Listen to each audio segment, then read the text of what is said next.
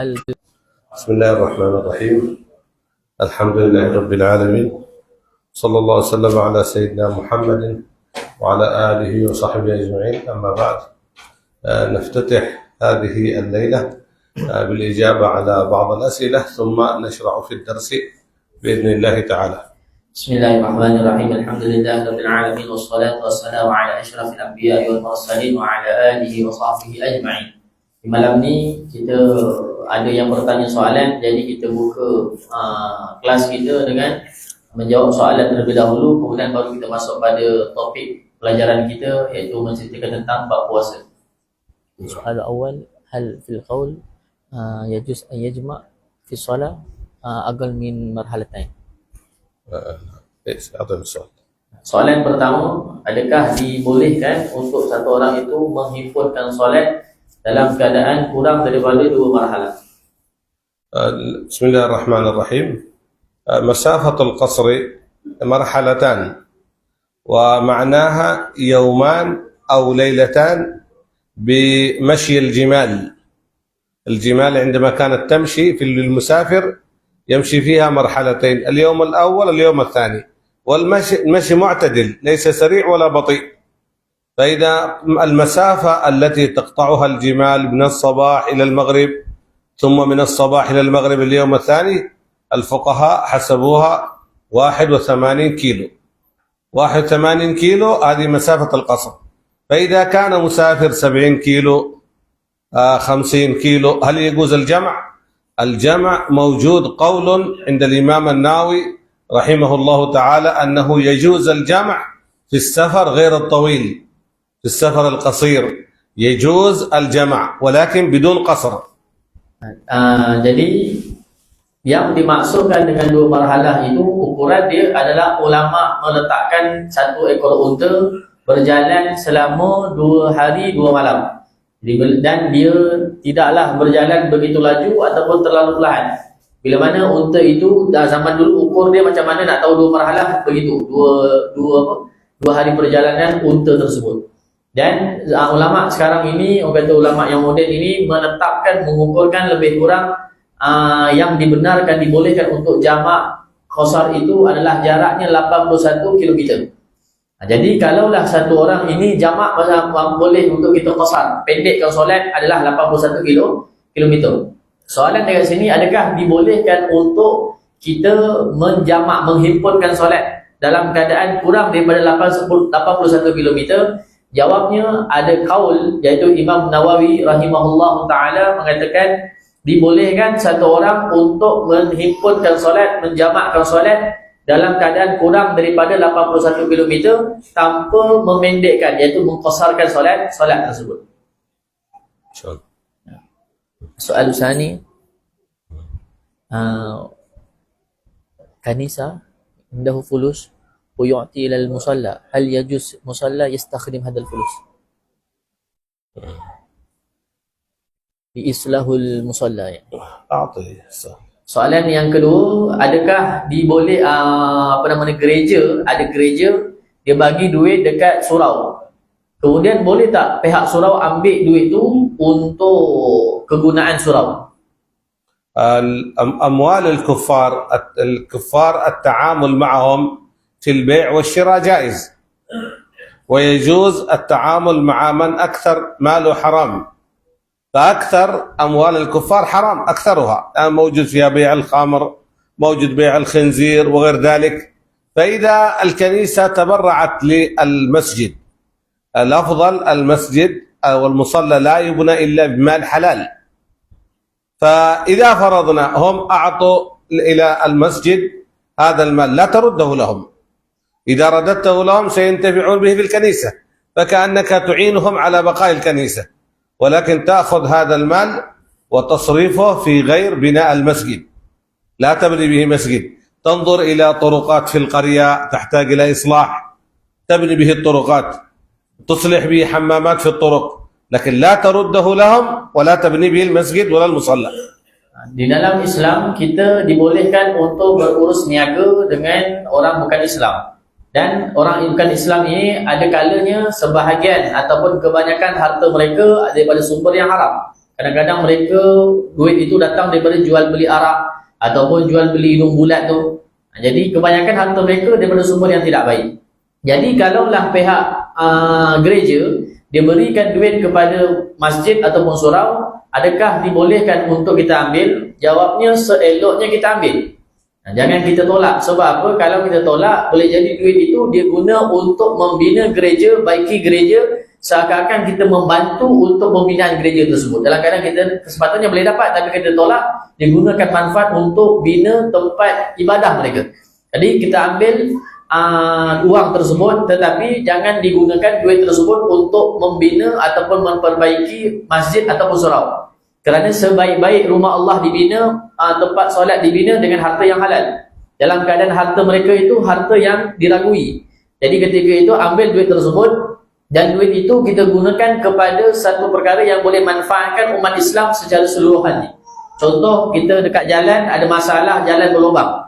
Jadi kita boleh guna jalan tu, orang nak guna pergi masjid, pergi surau. Jadi kita gunakan duit tersebut untuk menggunakan manfaat orang Islam secara keseluruhan. Soal thalis ni يتقارب يعني هو يدرس ويدرس في مدرسة خاصة في الحكومة بعدين راتبه من كنيسة هل يجوز له أن يأخذ؟ مدرسة تابع من؟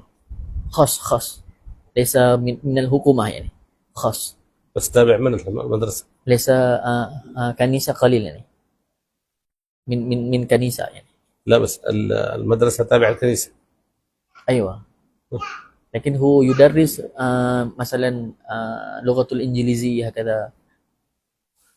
بالنسبة العمل مع الكفار جائز، وأخذ المال كأجرته من الكفار الذين استأجرونه للتعليم والتدريس يجوز أن يأخذ الأجرة بعد ذلك، سواء أعطي الأجرة من الكنيسة أو من غير الكنيسة.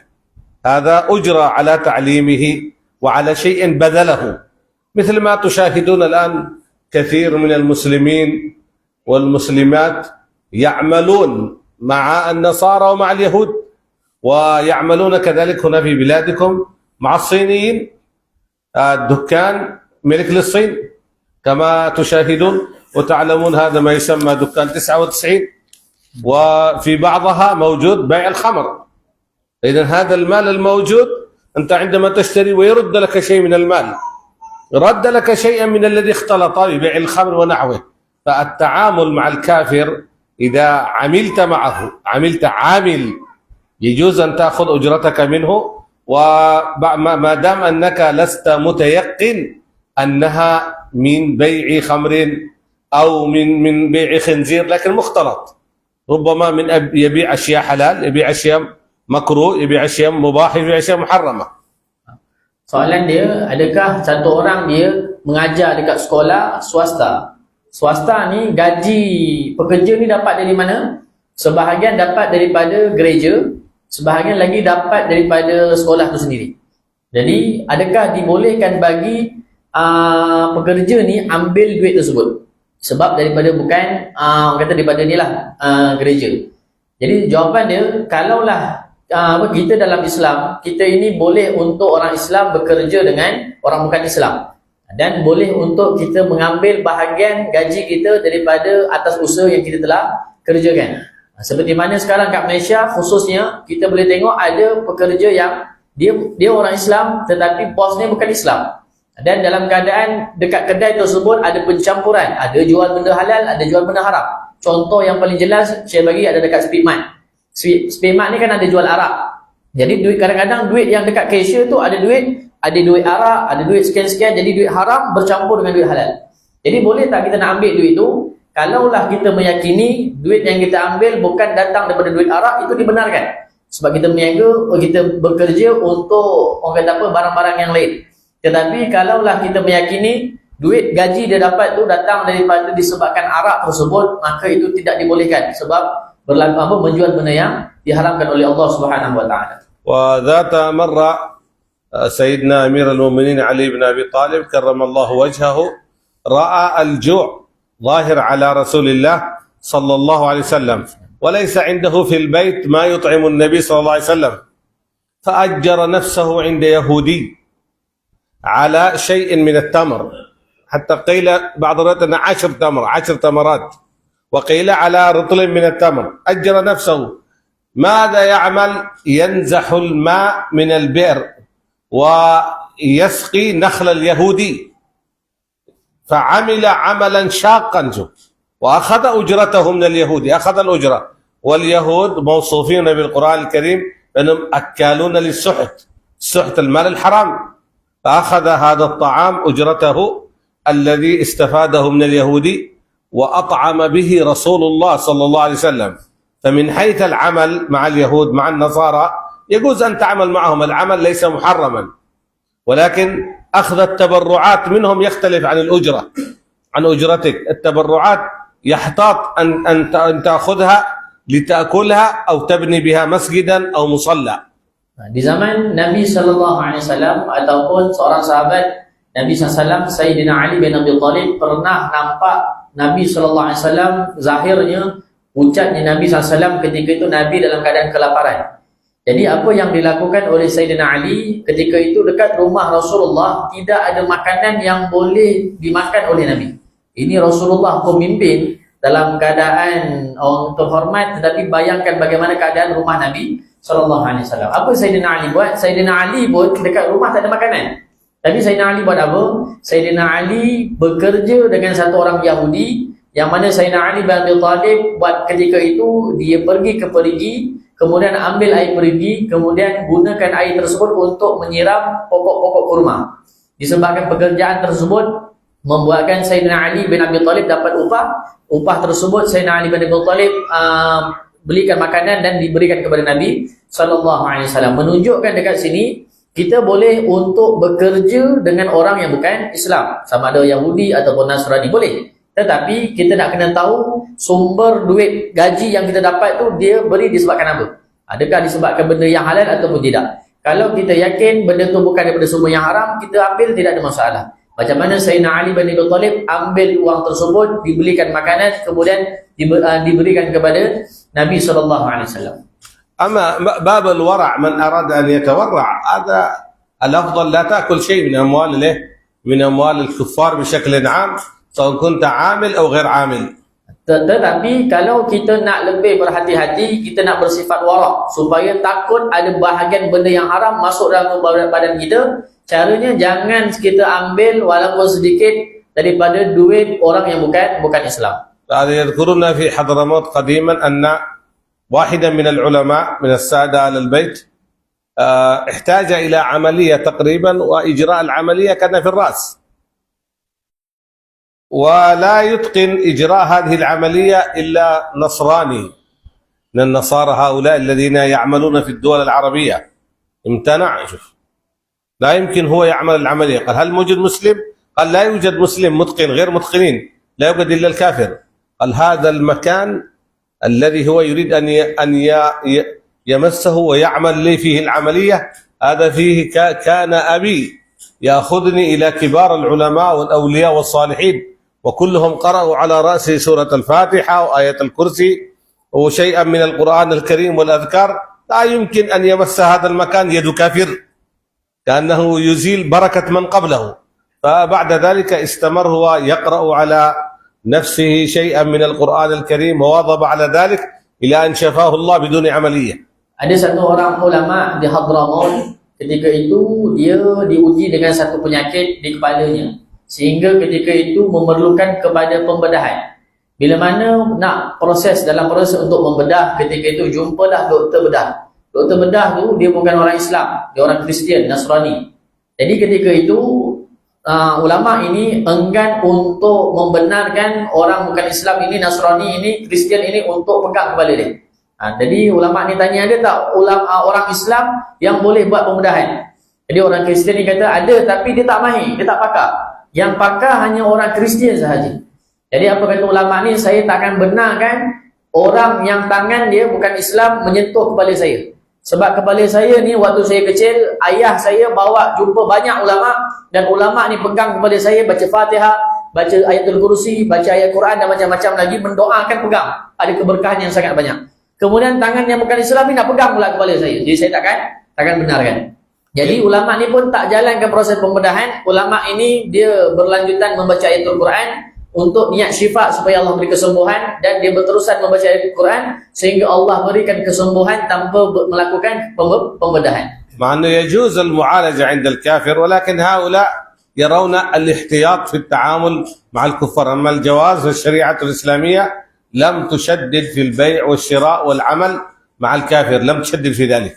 Dari sudut hukum fiqah, kita tidaklah menjadi masalah untuk kita berubat dengan orang yang bukan Islam ataupun kita bekerja berurus niaga. Tetapi disebabkan atas kewarakan mereka, nak berhati-hatinya mereka, ketika itu mereka lebih menjaga. Bukanlah nak kata sudut ilmu fiqah itu salah, tak salah, cuma lebih berhati-hati supaya tidak ada pencampuran dengan orang yang bukan Islam. ولكن سيأتي معنا في الصيام هنا يقولون إذا كان الكافر المسلم يعمل مع الكافر، ماذا يوجد مع الكافر؟ الكافر عنده مطعم هذا لطبخ الطعام، لا يجوز للمسلم أن يطبخ لحم الخنزير، ولا يجوز أن يوزع الطعام ولو للكفار في نهار رمضان، لأن الكفار مكلفون بفروع الشريعة، فيطبخ، ولكن بعد ذلك الأشياء التي يقول بجوازها الشريعة الإسلامية بجواز طبخها، وفي رمضان يطبخ في الليل، طبخه في النهار لا يجوز. Dan kita akan membaca pada bab puasa. Jadi antara pekerjaan amal yang tak boleh kita bermuamalah dengan orang bukan Islam adalah kalau orang itu bekerja di kedai makan orang bukan Islam. Kalau dia Islam, dia kerja dekat kedai orang bukan Islam, iaitu kedai makan, dia tidak boleh masak daging hidung bulat tu. Dia kata saya tak makan, saya masak saja, masak tak boleh. Dan tidak boleh bagi dia juga untuk mengagihkan, dia bawa ke meja makan kepada orang bukan Islam pada bulan Ramadan. Bulan Ramadan tak boleh. Lain bulan Ramadan boleh, tapi kalau bulan Ramadan dia tak boleh bawa, kerana orang kafir ada sebahagian hukum mereka dituntut untuk lakukan. Tapi kalau mereka buat tak sah. Tetapi dituntut dari sudut cabangnya itu ada yang dituntut oleh Allah kepada mereka. قال فصل انتهينا من الزكاة ونبدأ في هذه الليلة بدرس الصيام. قال فصل يجب صوم رمضان على كل مسلم مكلف. سمي هذا الشهر بشهر رمضان لأنه يرمض الذنوب، ومعنى يرمض الذنوب أي يحرقها. Dan kita telah selesai baca bab zakat. Jadi malam ni kita masuk pada bab yang baru, iaitu bab puasa. Diwajibkan berpuasa pada bulan Ramadan bagi setiap orang Muslim baligh dan berakal. Dinamakan, kenapa dinamakan sebagai bulan Ramadan? Ramadan tu adalah berkaitan Ramdah, iaitu terbakar. Iaitu apa yang terbakar? Iaitu banyaknya terbakar dosa pada bulan Ramadan. ويجب صوم شهر رمضان على كل مسلم مكلف. هذا يكون واجب. المكلف البالغ العاقل يجب عليه أن يصوم إذا توفرت الشروط، شروط الوجوب. Dan kepada siapa diwajibkan untuk berpuasa pada bulan Ramadan? Kepada 3 golongan, iaitu dia Islam, dia baligh dan berakal. Dan dengan keadaan dengan ada kena cukup syarat-syaratnya, maka diwajibkan baginya untuk berpuasa. فالكافر لا يجب عليه صوم رمضان. لماذا؟ لا يصح منه. يجب عليه أن يسلم أولا، بعد الإسلام يطالب بالصيام. Adapun kalaulah orang kafir, maka tidak diwajibkan, kerana syarat untuk berpuasa itu adalah Muslim. Dia kena masuk Islam dulu, barulah dituntut kepadanya untuk berpuasa. ولا يجب على المجنون لأنه غير مكلف. نعم قال العلماء المجنون إذا تعدى بالجنون يجب عليه القضاء. Dan tak wajib juga kepada orang gila. Orang gila sebab dia tak waras, jadi tak wajib untuk berpuasa. Namun kalaulah dengan dia buat satu perihal, atau dia sengaja, contoh dia kena makan ubat, kalaulah dia tak makan ubat dia boleh gila, dia sengaja dengan gilanya itu, maka wajib baginya untuk qada dia punya puasa. ولا يجب على الصبي، ولكن إذا الصبي عمره 7 سنوات يؤمر بالصيام إذا أطاقه. Dan tidak wajib juga kepada kanak-kanak untuk berpuasa. Namun bila mana dah capai umurnya 7 tahun, mak ayah penjaga perlulah menggalakkan, memerintahkan anaknya itu untuk berpuasa jika dia ada kemampuan. بخلاف الصلاة. الصلاة غير مقيدة بالإطاقة. إذا كان الطفل عمره 7 سنوات يؤمر بالصلاة، ليست مقيدة هل يطيق أم لا، لأن الصلاة ما دام الصبي ليس في شلل ليس في مرض غالبا يطيق الصلاة، لكن الصوم صعب أن يصبر على الأكل ويصبر عن ترك الشرب، وربما يكون ضعيف الجسم فيضره الصيام، ولهذا الصوم مقيد إذا كان يطيق الصوم. Dan berbeza dengan solat. Solat dia tidak terikat dengan orang kata apa ni kemampuan. Kalaulah anak tu umur 7 tahun, dia perlulah diperintahkan untuk solat. Dalam keadaan kalau dia tak lumpuh ataupun sakit. Kebiasaannya kalau tak lumpuh ataupun tak sakit, mampu sahaja sebenarnya. Cuma kadang-kadang dia malas. Jadi dia tak terikat dengan perkataan kalau mampu. Adapun puasa, tak semua kanak-kanak umur 7 tahun mampu puasa. Jadi kalau puasa dia terikat, kalau mampu kena puasa. Kalau tak mampu barulah kita bagi kelonggaran supaya dia tak berpuasa. Adapun solat, nak tak nak kena solat supaya dia terbiasa dengan ibadah tersebut. ولا يصح من حائض ونفساء. الحائض والنفساء لا يصح منها الصوم ولا يجب عليها السبب، لأن الحيض والنفاس مضعف للمرأة ومضعف لبدنها، والحيض كذلك مضعف، فاجتمع مضعفان، الصوم يضعف البدن وكذلك خروج الحيض والنفاس يضعف البدن، فرحمة بها الله سبحانه وتعالى لم يوجب عليها الأداء ولا يصح الصوم منها ووجب عليها القضاء. Dan tidak sah bagi satu orang wanita haid dan juga nifas untuk berpuasa, dan tidak wajib bagi mereka untuk berpuasa, kerana berpuasa ini dia akan melemahkan tubuh badan.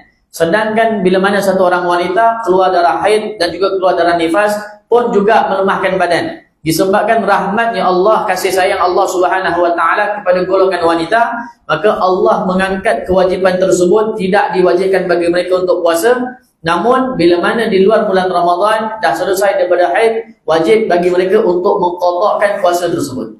والقضاء على التراخي، ولكن من السنة أن تبادر المرأة في شوال ما دام عندها فراغ عندها صحة وعافية، الأفضل أن تبادر بالقضاء في شوال. Bagaimana cara untuk mengqadhakan puasa bagi wanita haid dan nifas adalah dengan cara santai. Santai dekat sini maksudnya dia boleh pilih mana-mana. Maksudnya nak bulan Syawal boleh, nak Rejab boleh, Syaban boleh. Tetapi seeloknya, sebaiknya adalah dia mempercepatkan. Maksudnya masuk sahaja bulan Syawal, dia selesai je sahaja daripada haid. Ketika itu sunat bagi dia untuk cepat, langsung dia qadha ataupun ganti dia punya puasa.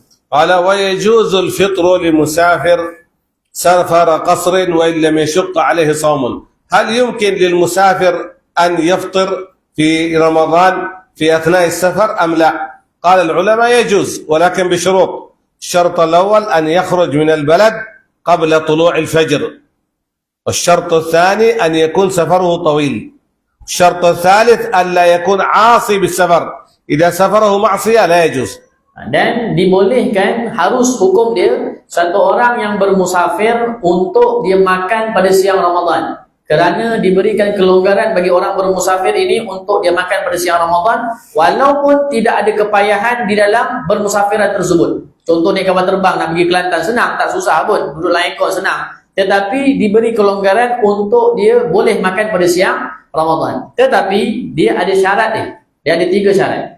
Yang pertama, syarat pertama, hendaklah musafir itu dilakukan sebelum subuh. Sebelum subuh. Kalau selepas subuh, maka tidak boleh bagi dia untuk orang kata apa ni, untuk makan dan minum. Yang kedua, hendaklah musafir itu tidak ada maksiat di dalamnya. Dan yang ketiga, hendaklah permulaan, niat awalnya itu adalah maksiat. Kalau dalam perjalanan dia buat maksiat, contoh mengumpat, itu boleh. Tapi kalaulah dia niat awal untuk niat maksiat, contoh nak bunuh orang dan sebagainya, maka niat maksiat, jadi ketika itu tak boleh untuk dia makan pada siang Ramadan. Dan yang ketiga, hendaklah perjalanan itu melebihi 2 marhalah, iaitu 81 kilometer. أما الذي سافر بعد طلوع الفجر، سافر الساعة 7 صباحا، خرج من قريته الساعة 10، ما يجوز. قال أنا مسافر بالطيران إلى دولة أخرى، لا يجوز.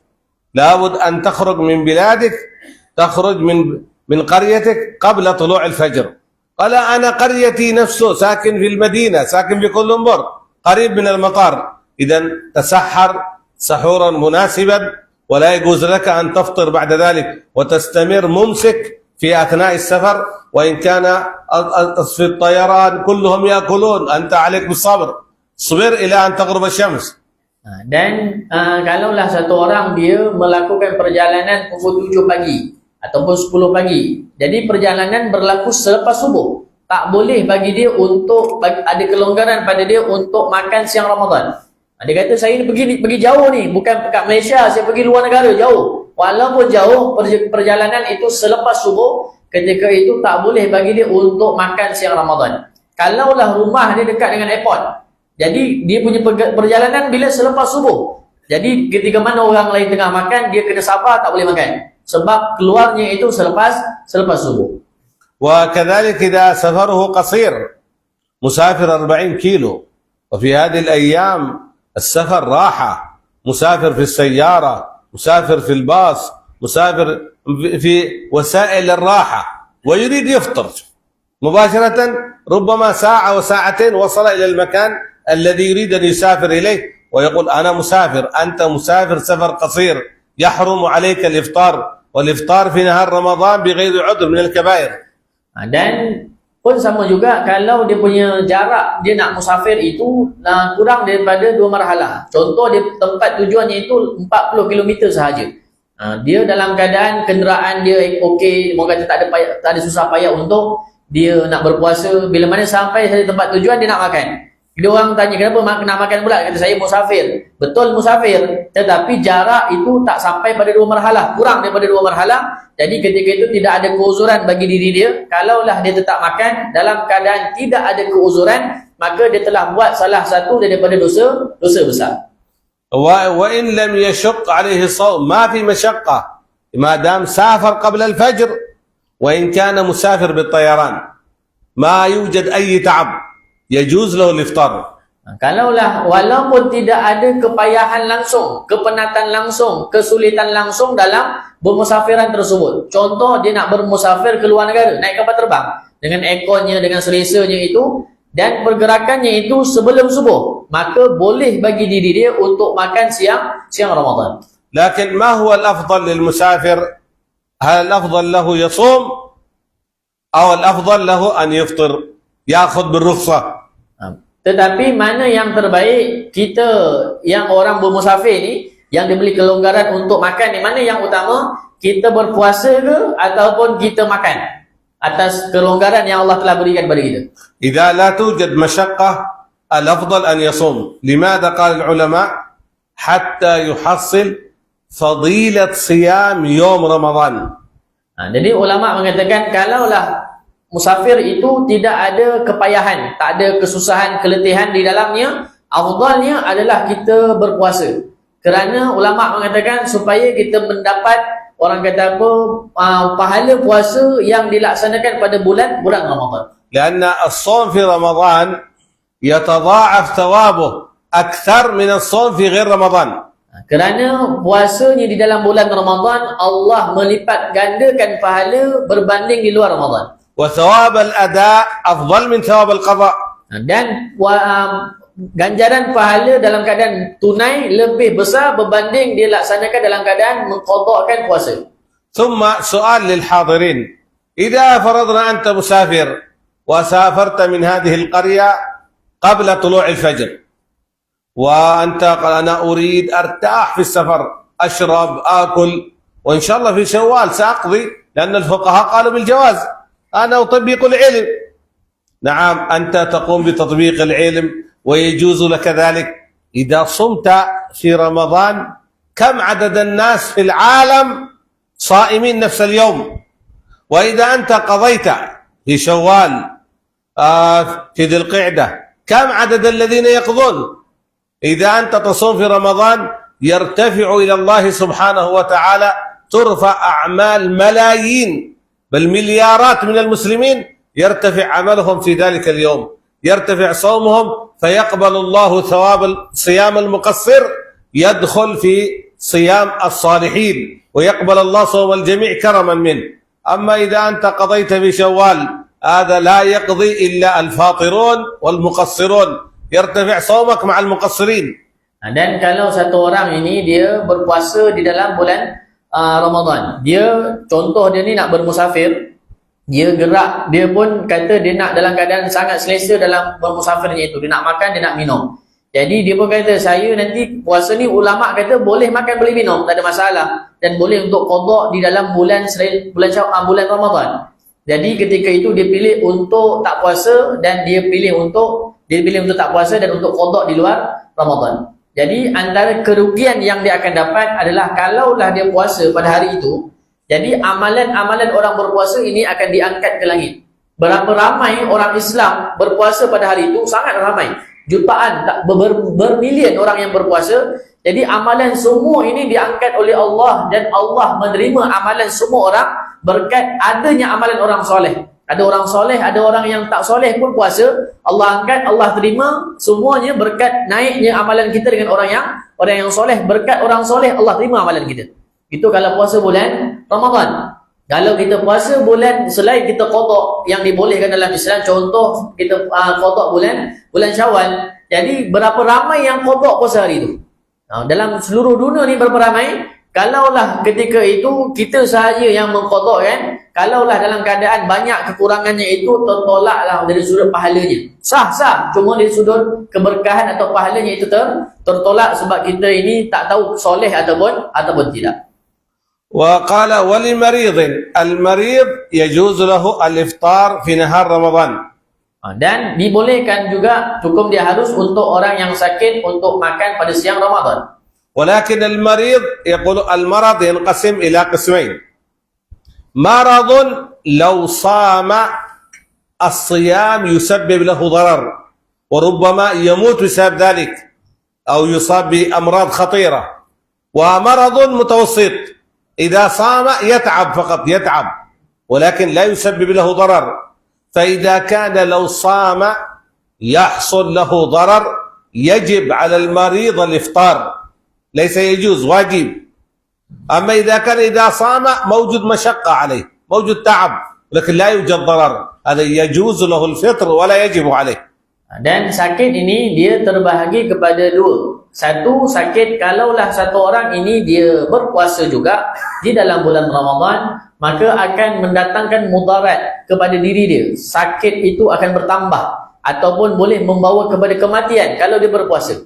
Itu pertama. Yang kedua adalah orang ini dia berpuasa juga pada bulan Ramadan, dia sakit, tapi dia berpuasa juga pada bulan Ramadan, menyebabkan pada dirinya akan jadi keletihan, dia akan jadi penat. Dia tak sakit, tak bertambah, cuma dia akan jadi letih, dia akan jadi lesu. Orang yang pertama tadi, kalaulah dia puasa, sakit dia bertambah, maka ketika itu ulama mengatakan wajib bagi dia untuk makan, wajib bagi dia untuk berbuka, tak wajib dia bagi dia, dan tak dibenarkan bagi dia untuk berpuasa, wajib dia makan sebab mudaratkan diri dia. Adapun golongan yang kedua, orang yang sakit tadi, kalaulah dia puasa, dia lesu, dia letih, maka diharuskan bagi dia untuk makan dan minum pada bulan Ramadan. وهنا على سبيل المثال من الأمراض المشهورة التي كلكم تسمعون بها، إذا كان الشخص مريض بالكليتين يحتاج إلى غسيل الكلى، فهل هذا الشخص المريض يحتاج إلى غسيل الكلى؟ هل يستطيع الصوم أو لا بد بعد ساعتين، بعد 3 ساعات لا بد أن يشرب الماء؟ فهذا لا يجوز له أن يصوم، يجب عليه الإفطار، لأنه إذا صام موجود هناك ضرر عليه. Saya berperasan baju saya sama dengan Syekh warna kan. Lawan dari nafsu. عجيب، ما من الشريعة. ما علاقة الألوان بالدرس؟ Ni tak rancang Saya berperasan dekat tadi cuy. Sama warna. Kat mana tadi Okey. Contoh penyakit sakit yang Syekh bagi adalah orang yang kena dialisis. Orang yang kena cuci dialisis ni, dia sakit buah pinggang, kena dialisis. Jadi orang yang macam ni, kalau dia kena minum air, ataupun dia tak boleh tak makan tak minum, nanti dia boleh datang mudarat pada tubuh badan dia. Dia orang yang macam ni tak boleh puasa, dia wajib untuk makan. Kalau tak makan dia boleh mudarat, maka lau ma yakul ya'tham ni. نعم يأثم، لن سيؤدي إلى الموت، سيموت. Kalau dia tak makan dia berdosa. Kalau dia puasa dia dosa. Sebab dia sedang mudaratkan diri dia. Jadi wajib bagi dia makan. أو يشتد الضرر عليه. Ataupun penyakit dia boleh bertambah, kalau dia tak makan penyakit boleh tambah, wajib makan, tak makan dosa. وهذا شيء أصبح المجتمع أظن يعرفه جميعا يعرفون ذلك. Rasanya kita semua orang mungkin tahu tentang sakit apa namanya ginjal ni, buah pinggang ni.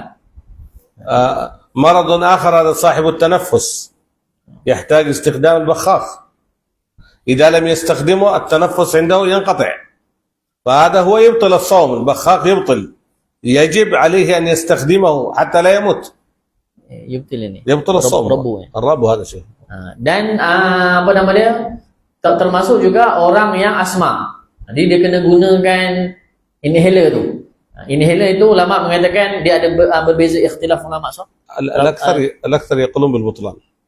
Ulama berbeza pandangan, cuma jumhur ataupun lebih banyak ulama mengatakan adalah dia membatalkan puasa pakai inhaler. Dan ketika itu apa hukum dia pakai? Kalau dia tak pakai, mudarat pada diri dia, boleh mungkin nafas dia terhenti, maka ketika itu wajib untuk dia makan, wajib untuk dia pakai benda tu, dan perkara itu membatalkan puasa. ثم من كذلك الحامل ومرضعة يشق عليهما مشقة لا تحتمل الفطر. إذا كانت الحامل والمرضعة، الحامل إذا صامت موجود ضرر عليها أو ضرر على الحمل.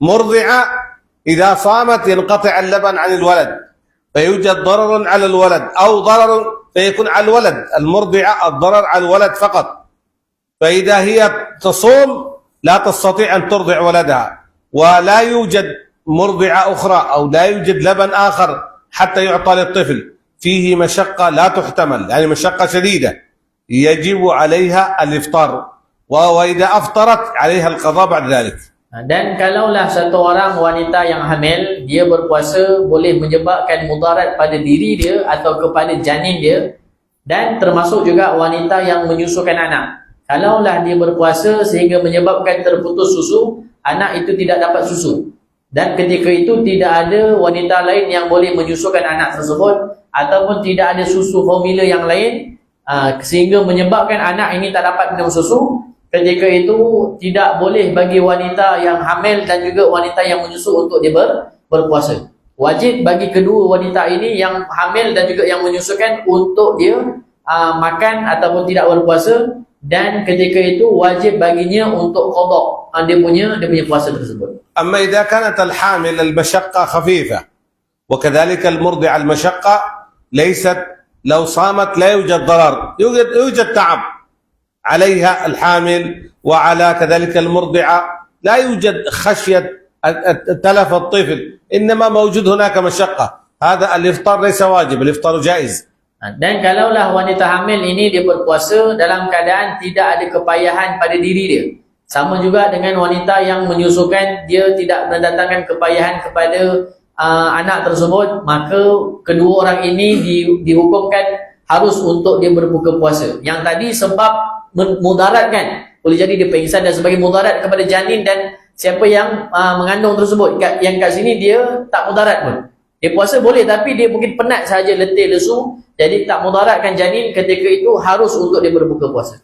ويجب عليهم القضاء، كل من أفطر بعذر مثل المريض، المسافر، الحامل، المرضع، كلهم يجب عليهم القضاء على التراخي وليس على الفور. Dan ketika itu bila mana di luar Ramadan, wajib bagi mereka wanita yang hamil, apa-apa yang tadi, yang sakit, bermusafir, wanita hamil dan menyusukan, untuk mengqadakkan mereka punya puasa. Dan cara pelaksanaan qada itu tarakhi, iaitu secara santai, bila-bila waktu sebelum masuk Ramadan akan datang, boleh bagi dia untuk mengqadakkan dia punya puasa. ويجب تبييت النية، الصوم إذا كان فرضا عند الإمام الشافعي يجب تبييت النية، وتبدأ النية من الغروب، غربت الشمس النية بدأت، فتبدأ تقول نويت صوم غد عن أداء فرض شهر رمضان في هذه السنة لله تعالى، هذه أفضل وأكمل نية. Dan diwajibkan untuk satu orang itu dia memasang niat di malam hari. Bilakah waktu yang dibolehkan untuk dipasang niat adalah selepas tenggelamnya matahari. Itu masuk saja waktu maghrib, ketika itu boleh dia pasangkan niat. dan itu adalah sebaik-baik waktu untuk dia berniat.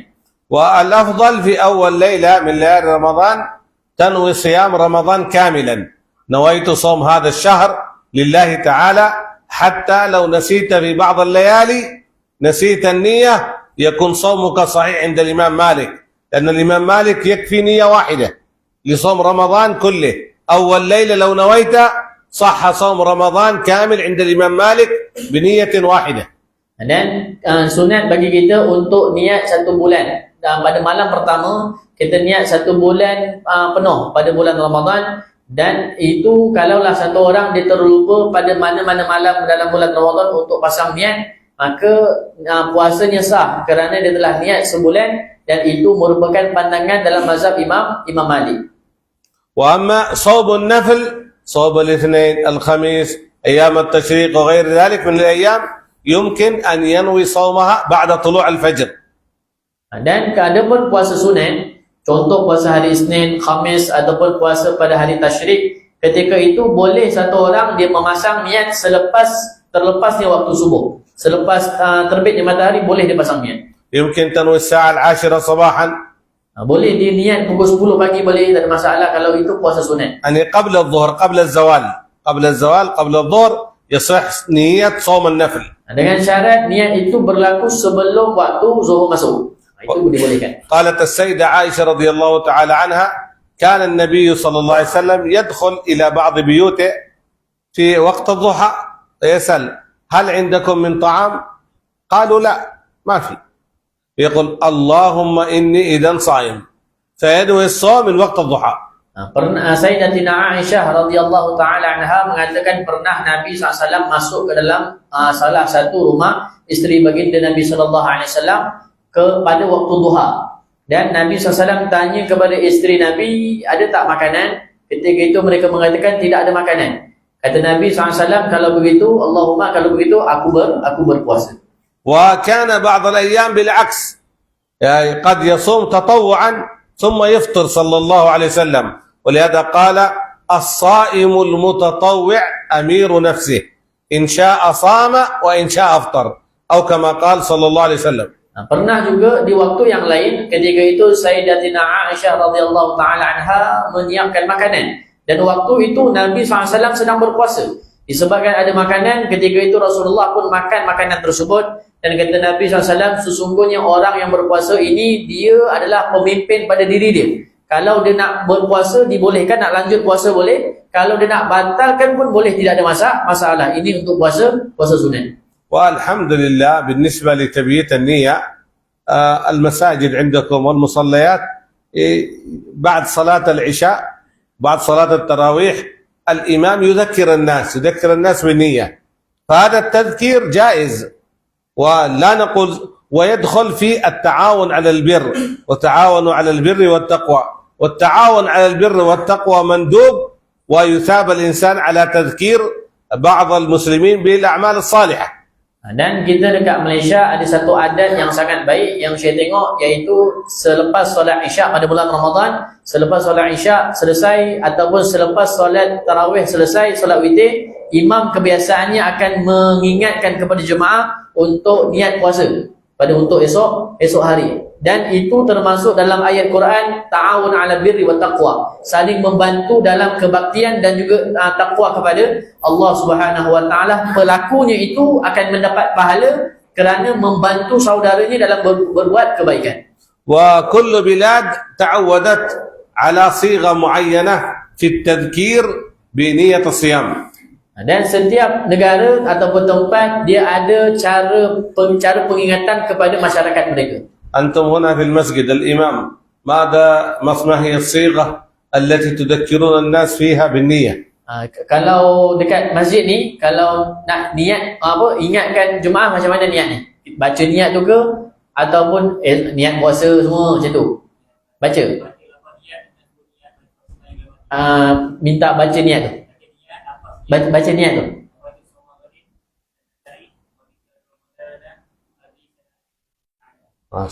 إذا تنقيل كامل يلقنون النية تلقينا كاملا، هذا جميل. Itu yang sebut tu sangat bagus, sempurna, elok, bagus. وبعض شاهدت في بعض المصليات يعني الإمام يلقن الناس وبعض المصلين يتكلمون، شوف كأنه لا يريد ينوي، وبعد ذلك الله أعلم ربما يعود إلى بيته ويغفل عن النية. فرصة مثل الناس انوي في تلك اللحظة.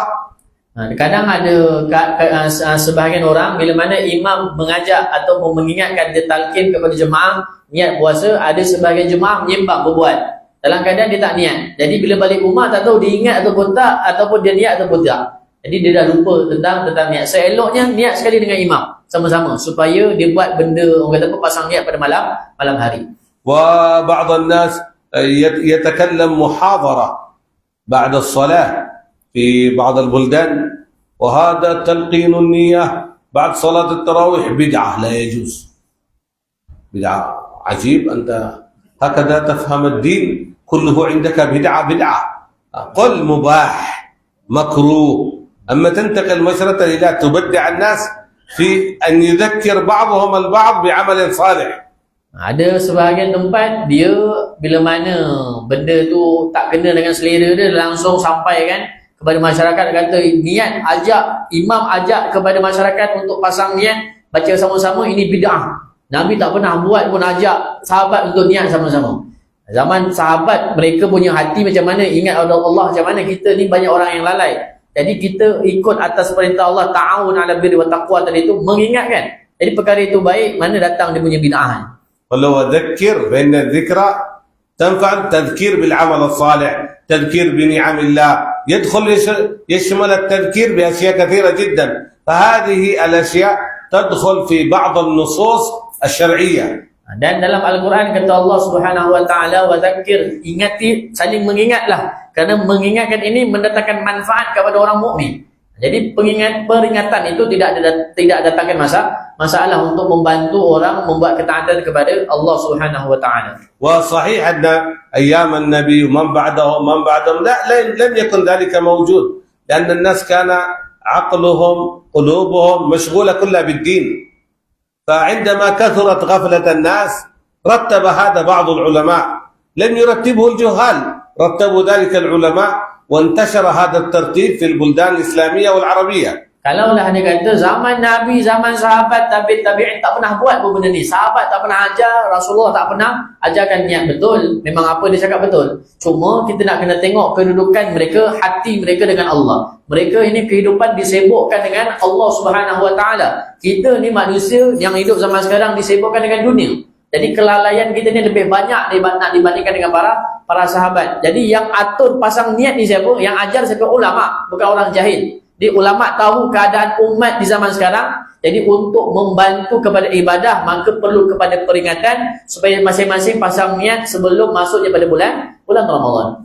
والتعيين في النية، يعين في النية، يحدد نويت صوم غد عن أداء فرض رمضان، نويت صوم غد عن قضاء رمضان، نويت صوم غد عن كفارة اليمين. فإذا كان أراد أن يصوم يعين ما هو الصوم الذي يريده. Dan perlulah yang berikutnya, wajib bagi dia untuk ta'yin, iaitu menetapkan dia puasa apa. Dia puasa pada bulan Ramadan ataupun dia puasa kafarah ke dan sebagainya. Maka perlu ada penetapan, penjelasan pada niat tersebut.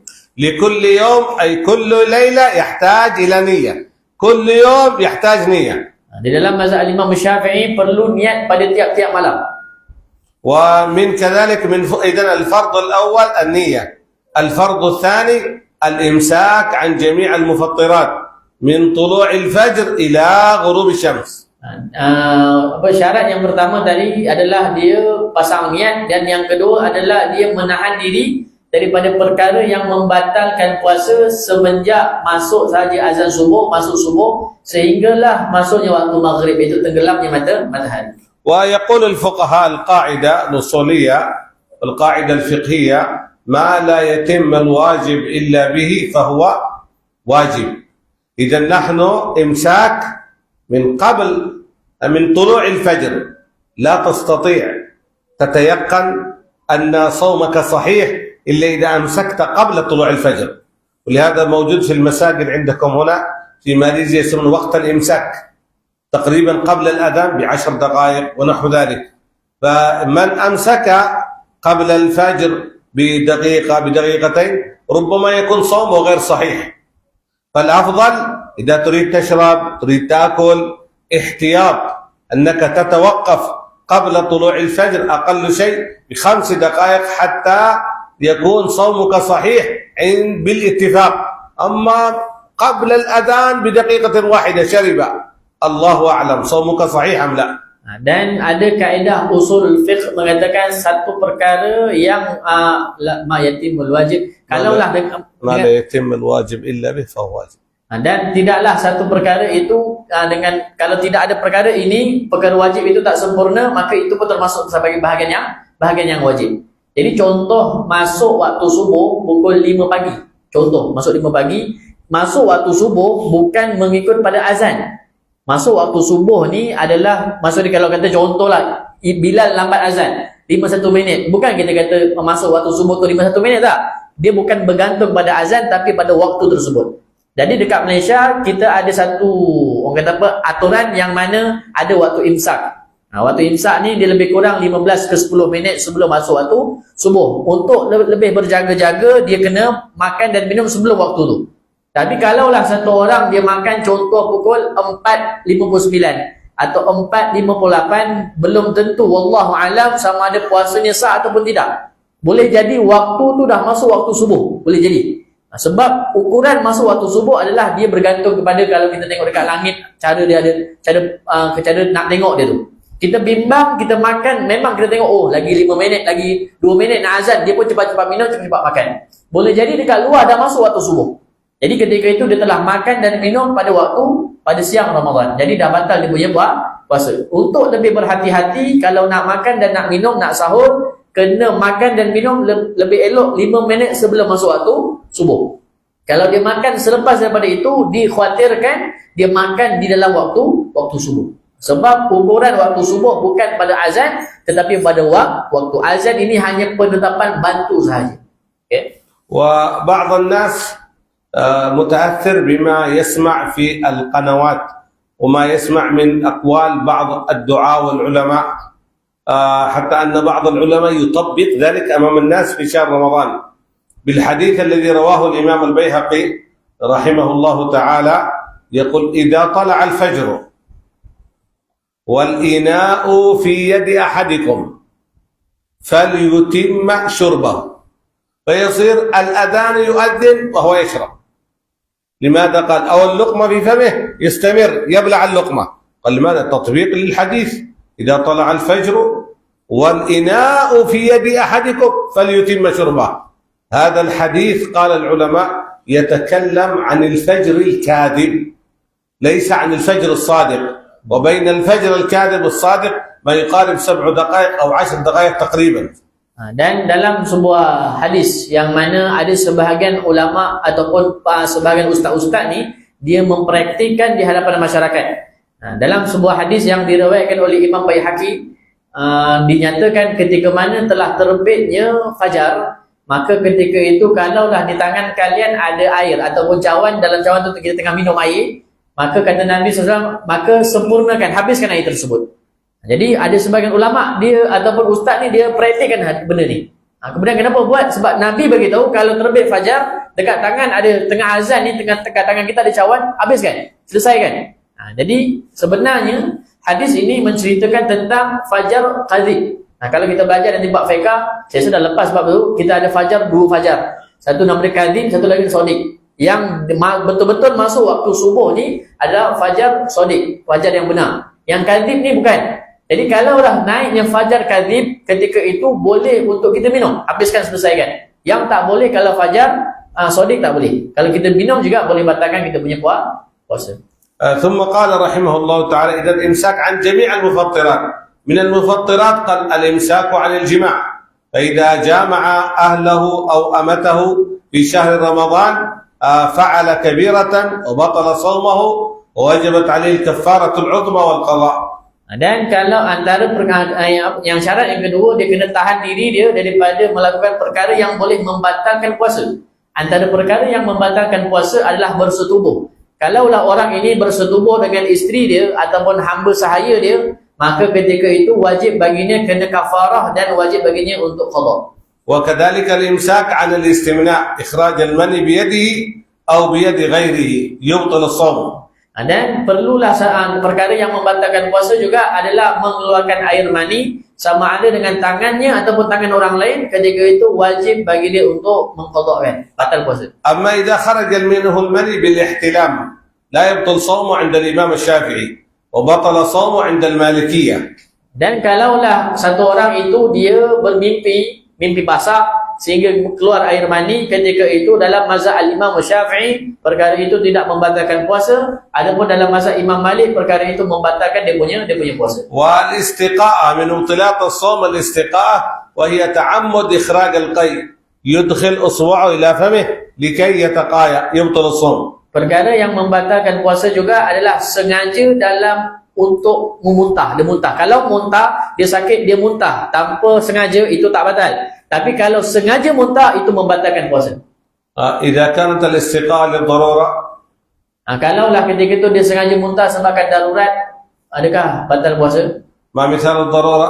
Apa contoh darurat? شخص عنده نعاس جاء الذباب وهو صائم دخل إلى فمه وبعد ذلك يتقايل يخرج الذباب هل يبطل صومه أم لا؟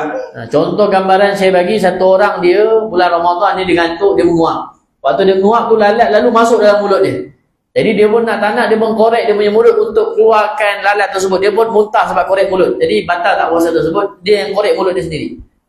هل تستطيع تصبر والذباب في بطنه؟ Boleh tak kita tahan diri dalam keadaan dalam dekat tekak kita ni ada lalat?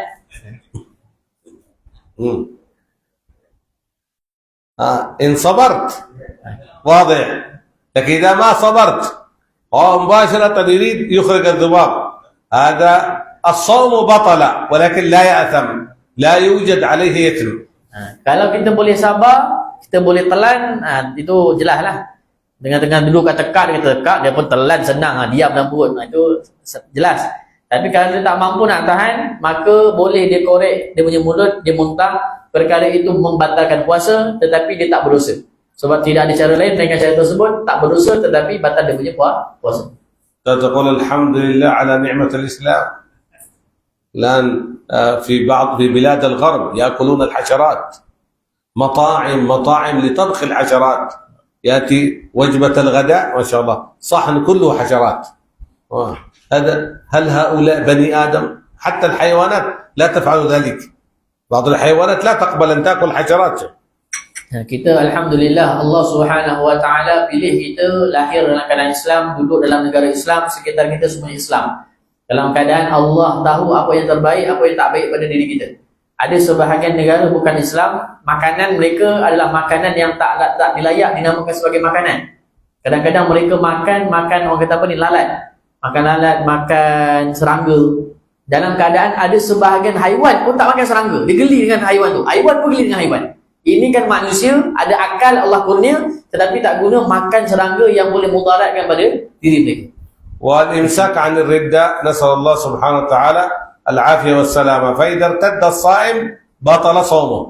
Dan perkara yang membatalkan puasa juga adalah murtad. Dia murtad maka membatalkan dia punya puasa. وهذا الكتاب قد تكلمنا في بدايته من أفضل الكتب في شرح الأمور التي يحصل بها الردة.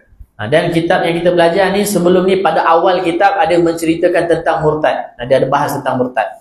ونقف على قوله والإمساك عن دخول عين جوفا. ومن عنده سؤال يتفضل. Jadi siapa yang nak tanya silakan.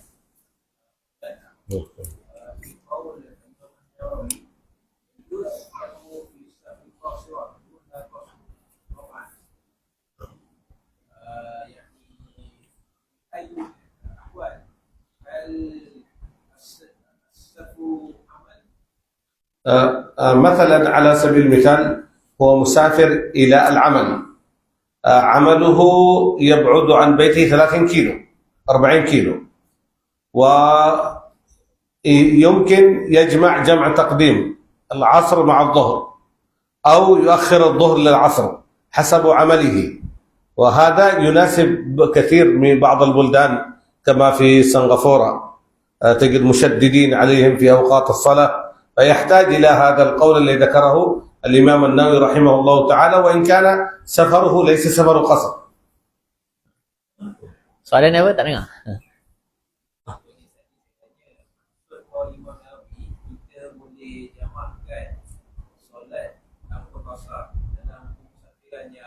Dekat. Ada kaul Al-Imam Nawawi macam Syekh dah jelaskan tadi, kan kata boleh tak untuk satu orang jamak kan kalau perjalanan itu tidak sampai pada 2 marhalah. Boleh tak nak jamak? Boleh, tapi tak boleh qasar. Qasar tak boleh, jamak boleh. Contohnya satu orang dia kerja, tempat dia punya kerja tu jauh 30 km ataupun 4 km. Jadi boleh tak dia nak jamak? Boleh, sama ada jamak takdim ataupun jamak takhir. Bergantung dia punya waktu rehat kerja dia. Kalau waktu kerja dia, contoh rehat dia mungkin pada waktu zuhur, bolehlah dia untuk jamak takdim kan. Tapi kalau dia punya rehat dia adalah pada waktu asar, bolehlah dia jamak takhir kan. Bergantung pada situasi siapa yang bekerja tersebut. Dan masalah ini boleh dipakai gunakan dekat negara Singapura. Kat sana tu saya tak tahu macam mana, tapi saya kata kat situ Singapura boleh guna pakai sebab kat sana kalau nak masuk tu, kalau tak salah saya pukul 3 pagi nak kena masuk dah. Kalau lewat sikit akan jadi jam, akan lambat, nanti banyak benda yang akan terganggu. Jadi boleh untuk dia jamak dan takdim ataupun jamak takhir. Sahih? Ada. Waalaikumsalam. Kalau kita bermusafir lebih daripada 2 marhalah, sebelum musafir tu kita musafir sebelum subuh, tapi dalam perjalanan tu ialah kita cakap ni kalau tak larat kita boleh buka puasa ni tak boleh makan-makan lah kan. Ada juga perkataan tu dah membatalkan puasa kita atau kuliah kita tu dah membatalkan puasa. مثلا يريد أن يسافر ويسافر قبل الصبح، ثم في الطريق، في أثناء الطريق هو يقول أو النية يريد أن يفطر. هل هذه النية يبطل الصوم أو هو يقول يريد أن أكل؟ هل هذا قول يبطل الصوم أم لا؟ لكن هو نوى قبل الفجر. هو نوى يريد أن sebelum subuh niat nak puasa. Boleh dia nak puasa. يريد أصلا يريد أن يصوم، لكن في أثناء الطريق ويقول يريد النية يريد أن يبطل نية فقط أو يقول. إذا كنت مسافر وخرجت من قريتك وأنت صائم، سافرت قبل الفجر ونويت في الطريق، نويت الصوم، وفي أثناء الطريق لم تفطر بالفعل، لم تأكل شيء، ولكن أنت تقول نويت الإفطار، أريد الإفطار، يقول لا هذا ليس مثل الصلاة.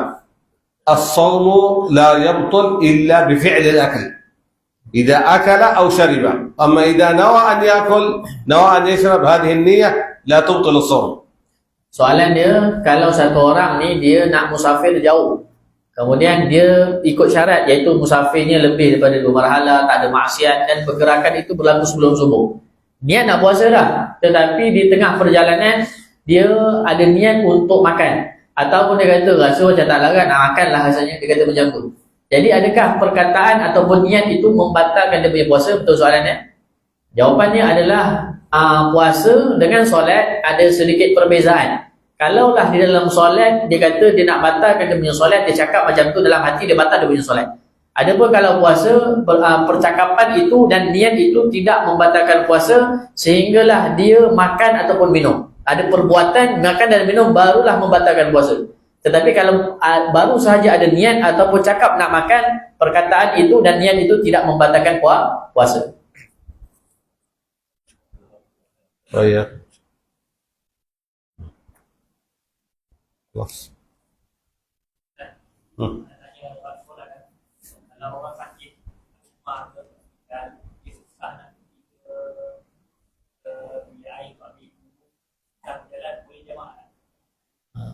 مثلا واحد مريض هو ممكن اسمه يقعد في فراش ما يستطيع إلى الحمام، هل يجوز له أن يجمع صلاة؟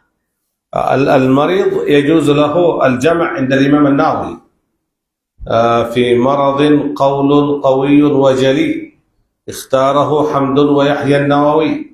الإمام النووي رحمه الله تعالى قال يجوز للمريض الجمع. فكيف يجمع المريض؟ على حسب المرض. إذا كان المرض يشتد في الصلاة الأولى في صلاة الظهر والمرض خفيف في العصر يجمع جمع تأخير، وإذا كان المرض خفيف في الصلاة الأولى يجمع جمع تقديم. Soalan ni, boleh tak orang yang sakit, yang mungkin ada kepayahan nak pergi tandas, nak urus diri ni, boleh tak mereka untuk jamakkan solat? Kata Al-Imam Nawawi rahimahullah ta'ala, dibolehkan bagi satu orang yang sakit, yang payah baginya untuk urus diri, untuk jamak solat. Bila nak jamak takdim ke jamak takhir, bergantung kepada keadaan mereka masing-masing. Ada orang kadang-kadang waktu zuhur ni dia sakit, dia dahsyat, orang kata dia punya waktu tu teruk. Waktu asar okey, jadi dia afdalnya solat jamak takhir. Ada orang waktu asar ni dia teruk, waktu zuhur dia okey. Orang ini afdalnya jamak takdim. ومسألة الأسر، قال ينبغي للأسر تهتم بالمريض في الصلاة مثل ما يهتمون بالمريض في الدواء. إذا مرض أبوه مرض جده يهتمون بالدواء. الصلاة ما يسألونه، لا يذكرونه. ذكر المريض بالصلاة واجعله يجمع تقديم يجمع تأخير. إذا في النهار كله تعبان ولم يستطع يصلي أي صلاة، بعد العشاء جاءت الصحة والعافية تأمره بالقضاء، يقضي الآن، يقضي وجالس، يقضي 4 صلوات، ربما يموت في هذه الليلة فيموت وقد قضى الصلوات التي عليه. Dan orang yang sehat menjaga orang sakit, kita ada satu tanggungjawab ataupun amanah yang Allah titipkan pada kita. Apa amanah tanggungjawab tersebut? Adalah kita kena mengingatkan dan kita kena bantu dia untuk laksanakan solat. Bagaimana kita jaga dia dalam keadaan menjaga makan minum ubat, macam tu juga kita nak kena jaga dia, ingatkan dia tentang solat. Sebab itu satu kewajipan yang tak pernah gugur kepada setiap individu. Dan bila mana dia telah sehat, kena ingatkan juga pada diri dia tentang mengqadhakan solat tersebut. Kerana dikhawatirkan dalam waktu terdekat dia meninggal dunia tanpa sempat untuk dia mengqadhakan satu perkara yang Allah telah wajibkan kepada diri dia. وعندنا درس في مسجد في ملكة، أحد الإخوان عرفته أنت تقريبا، يتعجب قال صديقه مات وهو حزين. قال لماذا أنت حزين؟ قال صديقي مات. هل أنت حزين على موته؟ هذا قضاء الله وقدره. قال لا، لست حزين على موته، أنا حزين على نفسي. لماذا أنت حزين على نفسك؟ ماذا حصل؟ قال هذا صديقي ليس مشهور بأنه من الصالحين، وليس له قيام ليل ولا صيام نهار، لا توجد عنده مجاهدات. قال كيف مات في صلاة الصبح أو في السنة في أثناء الصلاة؟ مات في أثناء الصلاة ساجد، مات في السجود. ويقول العلماء رضي الله تعالى عنهم من مات شهيد لا يشعر بألم الموت. وهل يوجد شخص آخر لا يشعر بألم الموت؟ قال من مات في السجود. من مات في السجود أشد من الشهيد، لا يشعر بأي شيء من ألم الموت. قال كيف هذا؟ كيف يموت ساجد وهو ليس مشهور لا بكثرة ذكر الله ولا بكثرة قراءة القرآن ولا بكثرة قيام الليل؟ هذا سلامة الصدور. لا يصل الإنسان لهذه الدرجة إلا بسلامة صدره من الحقد، من الحسد، من الكبر، من احتقار الناس، يصل إلى هذه الدرجة. وهذا عطاء من الله، هذا عطاؤنا فمن أو أمسك بغير حساب. Saya ada mengajar dekat satu tempat dekat tengah Melaka sana. Ada satu orang saya dapati, saya kenal orang tu. Orang ni dalam keadaan sedih. Jadi saya tanya dia, kenapa kau sedih? Dia pun kata sebab kawan rapat saya meninggal dunia. Jadi saya tanya, kau sedih sebab kawan rapat kau meninggal ke? Tak, saya tak sedih sebab dia rapat dengan saya. Dia bukan sebab kawan ataupun rapat. Saya sedih sebab saya fikirkan diri saya. Kemudian saya tanya sebab apa? Sebab kawan dia ni, dia kenal sangat kawan dia ni. Oh, bukanlah orang yang banyak bangun malam, bukan banyak baca Quran, zikir kepada Allah, bukan. Tetapi Allah muliakan dia dalam keadaan pada solat subuh, dia meninggal dunia dalam keadaan sujud. Meninggal dunia dalam keadaan sujud, dalam keadaan amalan zahirnya dia tengok biasa-biasa sahaja. Jadi ulama beritahu ada satu keadaan yang mana orang siapa yang meninggal dunia dalam keadaan dia mati syahid, ketika itu dia tidak akan rasa kematian sakit. Ada tak orang lain yang sama juga macam orang syahid, dia tak akan rasa kematian sakit? Ada. Itu orang yang meninggal dunia dalam solat dalam keadaan sujud. Allah muliakan, Allah akan cabut nyawanya tanpa dia merasa sakitnya kematian. Itu disebabkan kenapa boleh dapatkan derajat sedemikian? Kerana pada hatinya itu salamatus sadr, iaitu hatinya bersih daripada sifat-sifat yang buruk, daripada dengki, dendam, orang kata busuk hati, semua itu dia tidak ada dalam dirinya itu, sehingga Allah muliakan, mati dalam keadaan mulia pada tempat yang mulia, cara yang mulia. نسأل الله سبحانه وتعالى لنا ولكم جميعا حسن الخاتمة في عافية. بسم الله الرحمن الرحيم. الحمد لله رب العالمين. اللهم صل على سيدنا محمد وعلى آله وصحبه أجمعين. اللهم إنا نسألك الهدى والتقى والعفاف والغنى والعافية واليقين. اللهم فقهنا في الدين وعلمنا التأويل. اللهم فقهنا في الدين وعلمنا التأويل. اللهم فقهنا في الدين وعلمنا التأويل. واجعلنا اللهم من خدمة شريعتك ومبلغيها إلى مشارق الأرض ومغاربها مع كمال النفع والانتفاع والزهد والاستقامة والإخلاص والحفظ التام يا أرحم الراحمين. اللهم حرسنا بعينك التي لا تنام، وكنفنا بكنفك الذي لا يرام، وارحمنا بقدرتك علينا فلا نهلك وأنت ثقتنا ورجاؤنا.